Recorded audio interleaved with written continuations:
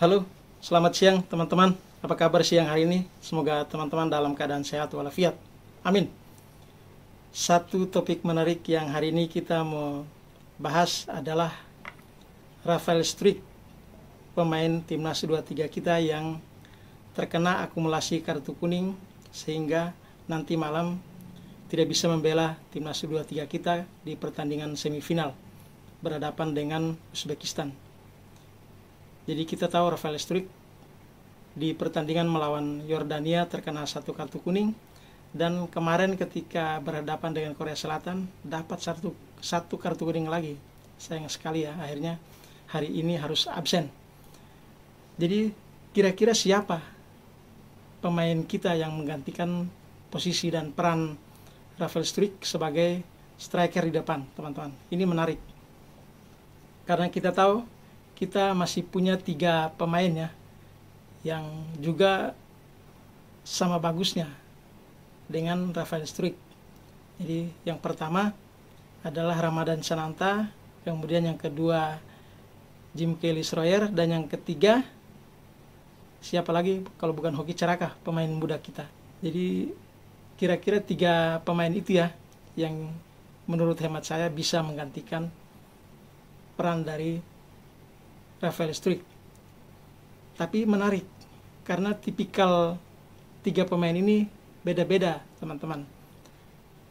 Kalau tipikal pemain yang paling mendekati Rafael Struijk yaitu Jim Kelly Schroyer, karena kita tahu pergerakan Rafael Struijk di garis pertahanan lawan itu sangat berbahaya sehingga pemain ini seringkali dijatuhkan di kotak penalti lawan, dan akhirnya itu menguntungkan kita. Kita lihat di pertandingan kali lalu ketika Rafael Struijk dijatuhkan, lalu kita dapat hadiah penalti.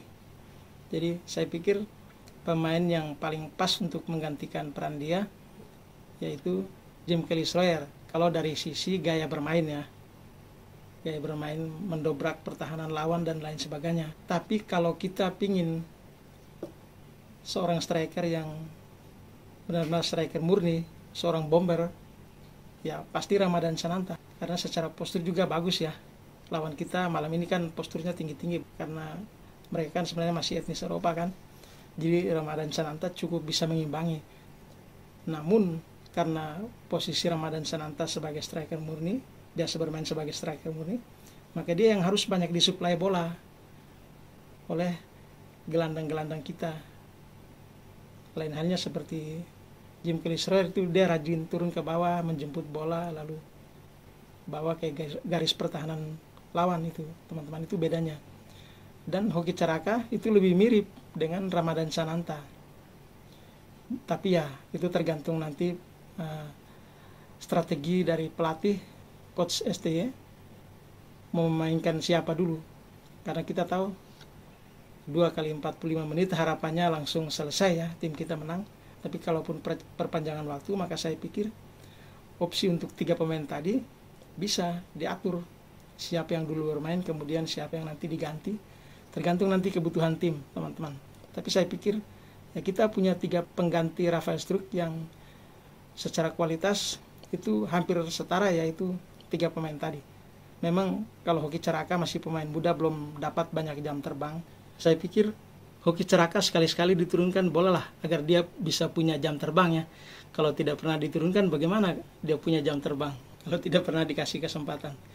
Jadi teman-teman, itu ulasan saya siang hari ini tentang pengganti Rafael Struijk di penyerang ya, posisi penyerang atau posisi striker. Kalau teman-teman punya komentar atau punya ulasan yang lain, barangkali bukan 3 pemain ini tapi pemain yang lain, silakan bisa ditaruh di kolom komentar. Oke, sekian dulu video kita siang hari ini. Terima kasih dan selamat siang.